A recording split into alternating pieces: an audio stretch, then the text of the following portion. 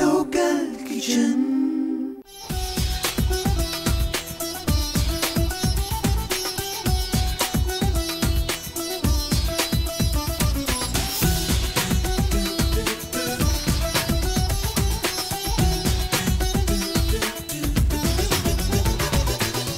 Welcome back after the break. ఇప్పుడు మనం సగ్గుబియ్యం హల్వా తయారు చేస్తున్నాం కదండి. సగ్గుబియ్యంలో మనం పంచదార వేసి దాన్ని మెల్ట్ చేసి దగ్గర పడేంత వరకు మనం దాన్ని బాయిల్ చేస్తున్నాము.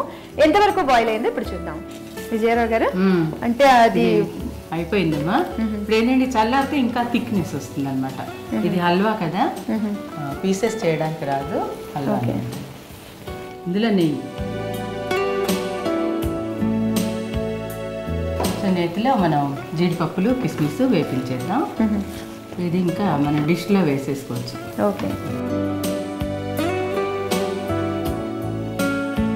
చల్లారితే బాగా గట్టిగా వచ్చేస్తుంది.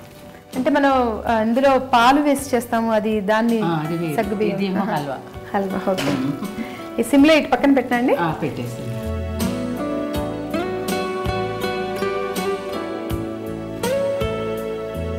ఇప్పుడు మనం జీడిపప్పు అది బాయిల్ ఫ్రై చేసుకుంటాము.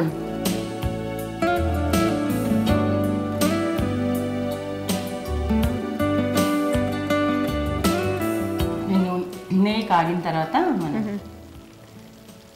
జీడిపప్పు కిస్మిస్ ఫ్రై చేస్తాం.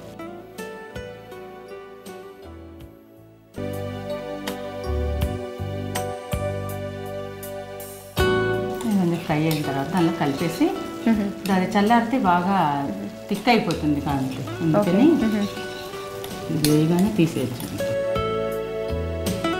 దీన్ని మనం అంటే ఫ్రిడ్జ్ లో పెట్టి చల్లగా సర్వ్ చేస్తామా లేదంటే ఇలాగే? లేదు, వేడిగా కూడా బాగుంటుంది. పిల్లలకు కావాలంటే మన ఫ్రిడ్జ్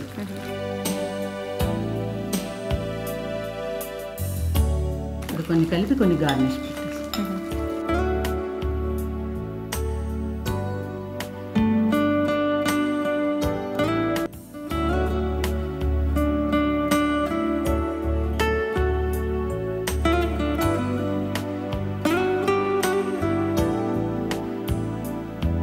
చివరికి పైనుంచి యాలకుల పొడి వేస్తాం.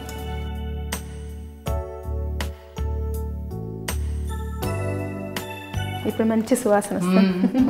నెయ్యి యాలకుల పొడి వేసేసరికి ఆటోమేటిక్గా వచ్చేస్తుంది. ఆఫ్ చేయండి, స్టవ్ ఆఫ్ చేసి సర్వ్ చేసుకుందామా?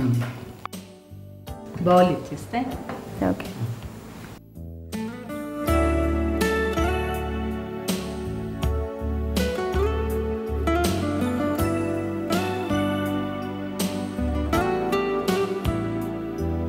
ఎంత ట్రాన్స్పరెంట్గా వచ్చింది కదా.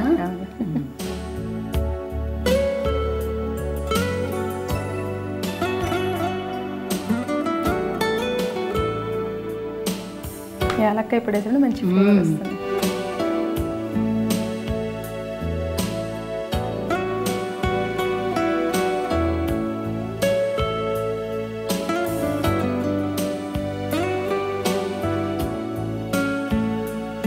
ఇప్పుడు ఫ్రై చేసిన ఈ డ్రై ఫ్రూట్స్ పైనుంచి గార్నిష్.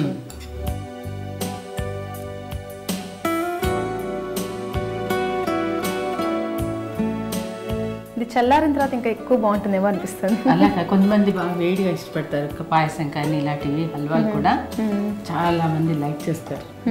వాళ్ళ టేస్ట్ అనుసారంగా తీసుకోవచ్చు. యాలక్ పొడి సువాసన, మంచి నెయ్యి పరిమళంతో రెడీగా ఉందండి.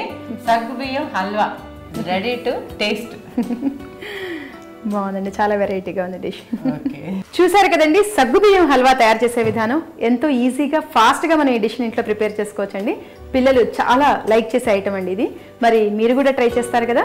తయారు చేసే విధానం మరొకసారి చూద్దాం.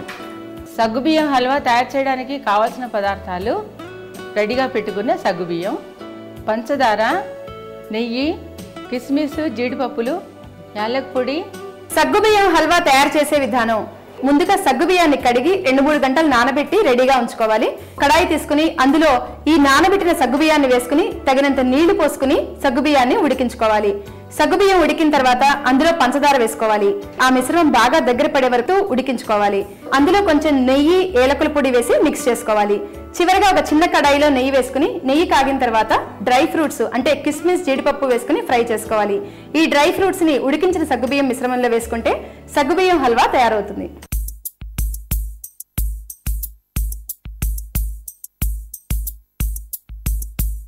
సగ్గుబియ్యంతో హల్వా ఎలా తయారు చేయాలో చూసారు కదండి.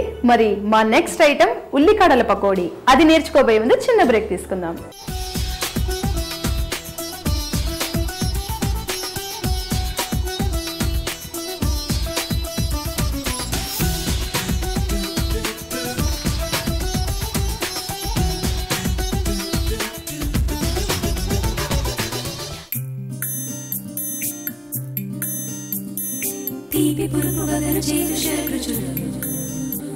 Local Kitchen. Take a break.